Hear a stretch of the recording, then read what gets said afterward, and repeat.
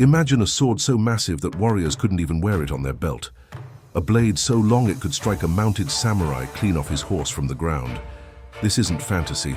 This is the Odachi, and the true story behind Japan's most legendary oversized weapon is far more fascinating than you think.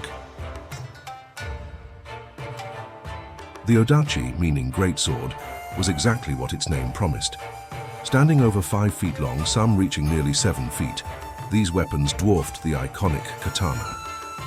But here's what most people get wrong. The Odachi wasn't just an impractical showpiece. It was a calculated response to a specific problem in medieval Japanese warfare, and understanding why it existed reveals a hidden chapter in samurai history.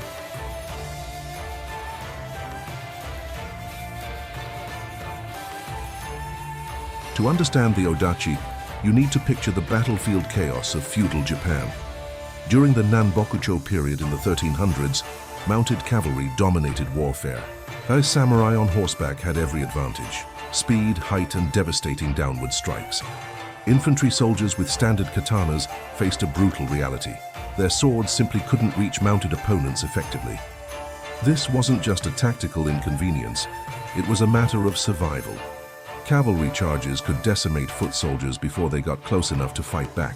The traditional katana, typically around 2 to 3 feet long, left infantry vulnerable to the reach advantage of mounted warriors. Something had to change. Enter the Odachi, Japan's answer to the cavalry problem. By extending the blade to extraordinary lengths, foot soldiers gained precious range. Suddenly, they could strike at riders from angles previously impossible, targeting both the warrior and the horse with sweeping cuts that leveraged the blade's massive length.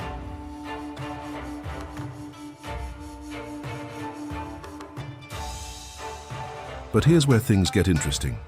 The Odachi's greatest strength was also its fatal weakness.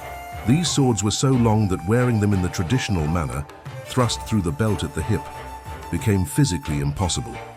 Instead, warriors had to carry them on their backs or have attendants bear them into battle. Think about that for a moment. You're heading into combat with a weapon you can't even draw by yourself. Some Odachi required the wielder to have an assistant who would hold the scabbard, while the warrior pulled the blade free. Not exactly the quick draw capability you want when arrows are flying. The weight presented another challenge. A katana typically weighs around 2 to 3 pounds. An Odachi could easily exceed 10 pounds, with some massive examples weighing even more. Swinging this repeatedly in battle demanded extraordinary strength and stamina. After a few minutes of combat, your arms would be screaming, and the technique? Completely different from standard swordsmanship. The Odachi required two-handed grips with wide, sweeping motions. There was no subtle blade work here. Every strike was a committed, powerful arc designed to maximize the reach advantage. Miss your target, and you'd be dangerously off balance and exposed. As Japanese warfare evolved, the Odachi's weaknesses became impossible to ignore. The introduction of more organized infantry tactics, better armor, and especially the increasing use of firearms in the late 1500s, made the unwieldy giant sword obsolete. Why struggle with a 10-pound blade when a musket could drop a mounted samurai from 50 paces? The Odachi began its transformation from battlefield weapon to ceremonial object, some reaching truly absurd lengths of 10 feet or more. These were never meant for combat. They were displays of craftsmanship, devotion, and wealth. The bigger the blade, the greater the offering. This shift tells us something profound about how cultures repurpose their military technology. The same object that once meant life or death on the battlefield became a symbol of artistic achievement.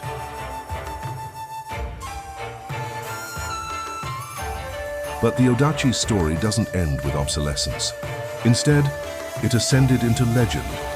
Stories spread of warriors with superhuman strength wielding these massive blades with ease, cutting through multiple enemies in a single strike. The most famous of these legends involves the warrior monk Benkei, said to have wielded an enormous blade that no ordinary man could lift. Were these stories true? Probably not in their exaggerated forms, but they reveal something important. The Odachi captured the imagination precisely because it pushed the boundaries of what seemed humanly possible. It represented the ideal of the ultimate warrior, someone so powerful they could master a weapon that defied logic.